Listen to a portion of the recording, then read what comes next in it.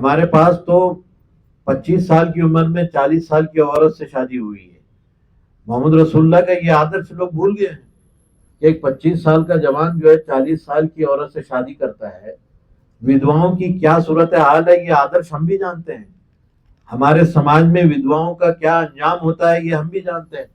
دیوداسیوں کا کیا انجام ہوتا ہے یہ ہم بھی جانتے ہیں. وردھن آشرم کے اندر دیوداسیوں کا کیا حشر ہو رہا ہے وہ ہم جانتے ہیں.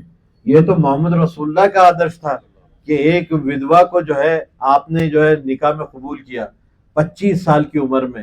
لوگ بھول جاتے ہیں اس آدرش کو اور اس آدرش کی بات کرتے ہیں جس میں سارے انسان برابر ہیں. اب اگر ہم یہ کہیں کہ زبان ہم بھی رکھتے ہیں اور کہنا شروع کریں تو کہاں تک بات جائے گی. ہم تو یہ بھی کہتے ہیں کہ بھائی رام جی کی جو بیوی ہے پتنی ہے ان کی عمر کیا تھی جس وقت ان کا وواہ ہوا تھا. لکشمن کی بیوی کی عمر کیا تھی جب ان کا وواہ ہوا تھا. کھولیں والمیکی رامائن کے اشلوک پڑھیں کہ ہم بھی اور ہم بتائیں کہ کیا آدرش ہوتا ہے. کن آدرش کی بات آپ کرتے ہو اور کس زبان کو تارا لگا کر بکواس کرنے سے کچھ نہیں ہوتا ہے. اپنی ہسٹری خود پہچانو اور جانو اور اپنی تاریخ پر خود ہی نظر ڈالو تو بات سمجھ میں آئے گی کہ کیا آدرش ہوتا ہے. اسلام نے اور محمد رسول اللہ نے ہمیں بتایا ہے کہ لڑکی جب جوان ہو جاتی ہے تو اس کا نکاح ہو جاتا ہے. اس کی عمر سے باندھی نہیں جاتی ہے لڑکی. اس کا نکاح اس کی عمر سے کوئی معنی نہیں رکھتا ہے. اس کی جسمانی ساخت اور اس کی جوان ہونے پر جو اس کے نکاح کو موقوف کیا گیا ہے. اور اسلام یہ آدرش کی بات کرتا ہے. وہ جو ہے عورتوں کے حقوق غصب نہیں کرتا ہے. یہاں پر محمد رسول اللہ کا احسان یہ ہے کہ لڑکیوں کی جانوں کو بچایا ہے آپ نے. پیدا ہونے کے بعد زندہ دفن کر دی جاتی تھی. اس زمانے میں ان لڑکیوں کو بچایا ہے اور تم کس آدرش کی بات کرتے ہو. ماں کے پیٹ میں ہی مار ڈالتے ہو. ان کو پیدا ہونے کا حق بھی نہیں دیتے ہو. بھارت میں ایبارشن کرائم ہے. کرائم پورے بھارت میں ایبارٹ کرنا کرائم ہے. سپریم کورٹ نے بھی اس میں ڈائریکشن دیے ہیں. لیکن ہر سال 45 سے 60 لاکھ ایبارشن ہوتے ہیں. 45 سے 60 لاکھ ایبارشن ہوتے ہیں. دنیا میں سب سے پہلا کنٹری ہے ہمارا رینک میں کہ یہاں سب سے زیادہ ایبارشن ہوتے ہیں. اس میں 94% وہ ایبارشنز ہیں جس میں معلوم ہوتا ہے کہ لڑکی ماں کی پیٹ میں. بیٹھ کر فیصلہ کرتا ہے خاندان. ایک پرنسپل ہے جو یہاں سے تعلق رکھتے ہیں وہ بتا رہے تھے کہ ہمارا خاندان بیٹھ کر فیصلہ کرتا ہے کہ یہ عورت کے پیٹ میں لڑکی ہے تو اس کو ابورٹ کیا جائے. مجرم ہے یہ لوگ. عورتوں کے مجرم ہیں. کس آدرش کی یہ بات کریں گے. آدرش وہ ہے کہ رسول اللہ صلی اللہ علیہ وسلم نے فرمایا کہ جن کی 3 بیٹیاں ہوں اور اس کو پالے پوسے اچھی تعلیم دے اس کا اچھی جگہ نکاح کر دے وہ جنت میں میرے ساتھ یوں رہیں گے. آپ نے 2 انگلیاں پڑھ کے. کسی نے پوچھا اللہ کے رسول 2 بیٹیاں ہوں. آپ نے کہا 2 بیٹیوں پر بھی یہی اجر ہے. کہا کہ کسی نے کہا کہ اگر 1 بیٹی ہو, کہا کہ 1 بیٹی بھی ہو تو اس کا اجر یہی رہے گا.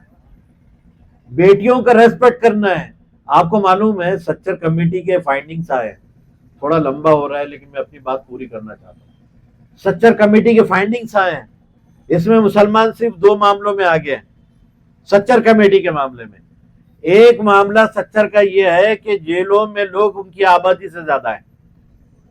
مسلمانوں کی جتنی آبادی ہے اس سے زیادہ جیلوں میں وہ پڑے ہوئے ہیں. 1 نمبر پہ.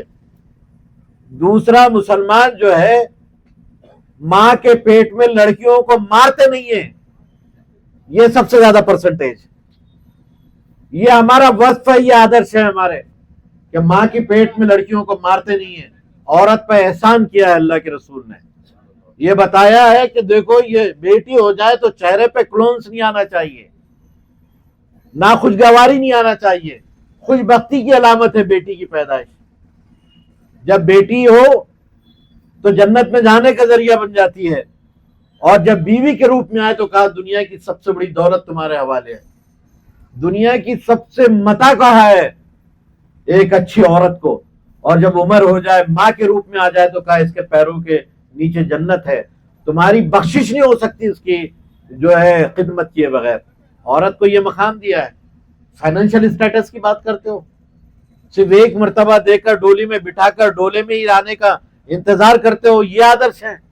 یہ آدرش ہیں کہ باپ کی دولت میں बाप की दौलत में, भाई की दौलत में, शौहर की दौलत में, बेटों की दौलत में तक एक औरत को हिस्सा मिलता है। चारों तरफ से ये आदर्श है मोहम्मद रसूलुल्लाह के। अब तुम किस आदर्श की बात करते हो पता नहीं, हम उस आदर्श की बात नहीं करते कि बदलापुर के अंदर एक बेटी को रेप करके उसके टुकड़े टुकड़े करके फेंक दिए जाते हो। उत्तराखंड की उस औरत की बात हम नहीं करते कि अकेली ढूंढ कर उसके ऊपर रेप करते हैं, गैंग रेप करते हैं, मार के फेंक देते हैं। यह आदर्श नहीं है।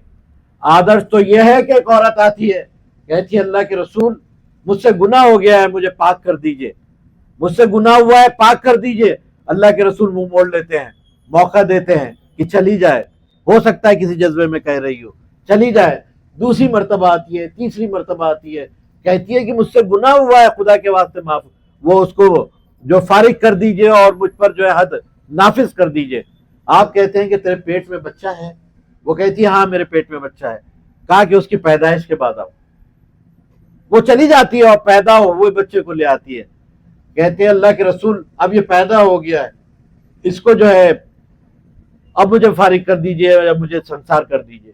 वो कहती है बच्चा अभी दूध पीता है। वो अल्लाह के रसूल कहते हैं बच्चा दूध पीता है, जब ये रोटी खाने लगे उस वक्त आना। और वो जब बच्चा कुछ खाने की पोजीशन में आता है तो ले आती है और ये बताने के लिए खजूर उसके हाथ में देती है कि देखिए ये खा रहा है, अब मुझ पर हद। अल्लाह के रसूल ने एक ताजीर को, एक हद को मौकूफ किया है एक जान बचाने के लिए। चाहे तो संसार कर देते, चाहे स्टोनिंग हो जाती, उस औरत को मार दिया जाता, लेकिन अल्लाह के रसूल ने बच्चे को पैदा होने दिया, उसको खाने की पोजीशन में आने दिया। ये आदर्श है हमारे। वो आदर्श नहीं है कि बिल्किस बागल के पेट से बच्चे को काट कर निकाला जाए और नेजे के ऊपर लगाकर हैदोश खेला जाए और जानियों को अदालत के जरिए से छुड़ाया जाए, उनको फूलहार किया जाए। ये आदर्श नहीं है मुसलमानों के, और न ये आदर्श रसूलुल्लाह के हैं। ये कहकर उनका इस्तकबाल नहीं किया जाता है, ये कहकर इस्तकबाल उनका नहीं किया जाता है कि ये बहुत संस्कारी लोग हैं। ऐसे संस्कार, ये आदर्श नहीं है।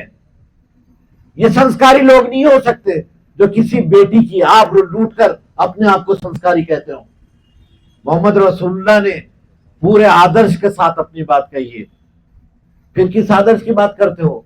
तुम्हारे पास तो जात पात का निजाम किस तरह बिगड़ा हुआ है, जरा देखो। तुम्हारे पास अधिशुद्र कर कर जानवरों की तरह ट्रीटमेंट होता है उनके साथ। किसी दलित के मुंह में पेशाब करना आला जात के आदमी का अपना फख्र महसूस करता है। क्या दुनिया जानती नहीं है वाकयात को? कितने गांव ऐसे हैं जहां पर कुओं पे पानी भरने नहीं दिया जाता है। कोई वंचित समाज का आदमी दूल्हा बन जाए तो घोड़ी पे बैठने के लिए उसको तो वो अब हमारी ऑन प्रॉपर्टी, हमारी खुद की प्रॉपर्टियों के ऊपर नजर रख रहे हैं। तो ये भी कतई बर्दाश्त नहीं होगा। और इसके लिए हम देख रहे हैं कि जहाँ मंजूरी को हड़ताल चल रही है, वहाँ मुल्क के पूरे बड़े बड़े उलमा कराम भी इसके ऊपर जो है अपने बयानात दे रहे हैं कि हम ये वक्फ तरमीम बिल को जो है मंजूर नहीं करेंगे और हमारी जगह हम उनके हाथों में नहीं देंगे। औरंगजेब रहमतुल्लाह अलैह वाला मामला, औरंगजेब के ऊपर जो नाम रखा गया औरंगाबाद, ये एक जमाने से जो है लोगों को छुप रहा है। बहुत दिनों से ये नाम उन जो है फिरकाप्रस्तों को छुप रहा है कि किसी तरीके से ये नाम तब्दील की जाए और संभाजी महाराज के नाम पे ये नाम रख दिया जाए। बिस्मिल्लाहिर्रहमानिर्रहीम। अल्हम्दुलिल्लाह, आज बरोज़ जुमा बाद नमाज जुमा हम यहाँ डिविजनल कमिश्नर ऑफिस के सामने मुस्लिम नुमाइंदा कौंसिल की जानिब से जो जंजीरी हड़ताल जारी है इसमें शरीक हुए हैं।